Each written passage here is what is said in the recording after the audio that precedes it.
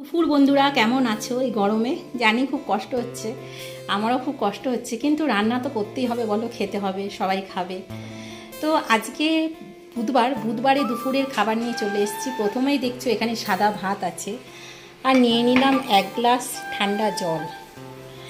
তারপরেই আমি রাখছি, দেখো, 2 টুকরো শশা, কেননা এই গরমে শশাটা না খেলে আমার হচ্ছে না, তাই শশা নিয়ে নিয়েছি। তারপরেই দেখো, প্রথম পাতে আজকে বুধবারে আমি রাখছি পাট শাক ভাজা। রসুন আর শুকনো লঙ্কা ফোড়ন দিয়ে এই পাট শাকটা ভেজেছি, যেটা এই গরমে সত্যি খুব এখন উপকার খাওয়া, তাই পাট শাক ভাজা প্রথম পাতেই থাকছে। তারপরেই দেখো আমি করেছি এখানে কুমড়ো আলু দিয়ে ছোলা ভেজানো ছিল, সে দেখতে পাচ্ছ। এটা হচ্ছে কুমড়ো আলু দিয়ে ছক্কা করেছি, এটা দিয়ে ভাত মেখে খাওয়া হবে, ভালোই লাগে খেতে, তোমরা অনেকেই জানো। তারপরেই দেখো করেছি এখানে গাঠি কচু আর আলু দিয়ে রসুন দিয়ে একটা মাখা মাখা করে তরকারি, যেটাও খেতে খুব ভালো লাগে, ঝাল ঝাল খেতে, এই তরকারিটা করেছি।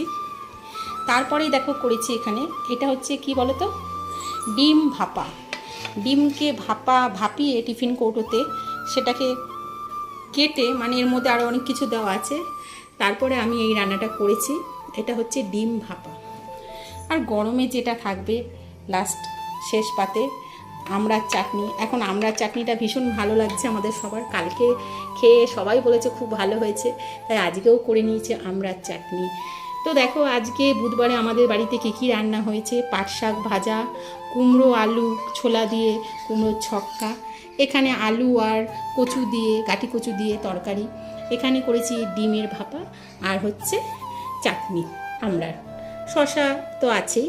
তো আমার এই ভিডিওটা যদি ভালো লেগে থাকে তাহলে একটা লাইক করো। তোমাদের বাড়িতে দুপুরবেলা কী রান্না হয়েছে, তোমরা কী খেতে ভালোবাসো কমেন্ট করে জানিও। সবাই সুস্থ থেকো, ভালো থেকো, বেশি করে জল খেয়েও, এরকম ঠান্ডা শরবত। আর আজকের মতো ভিডিওটা আমি এখানেই শেষ করব।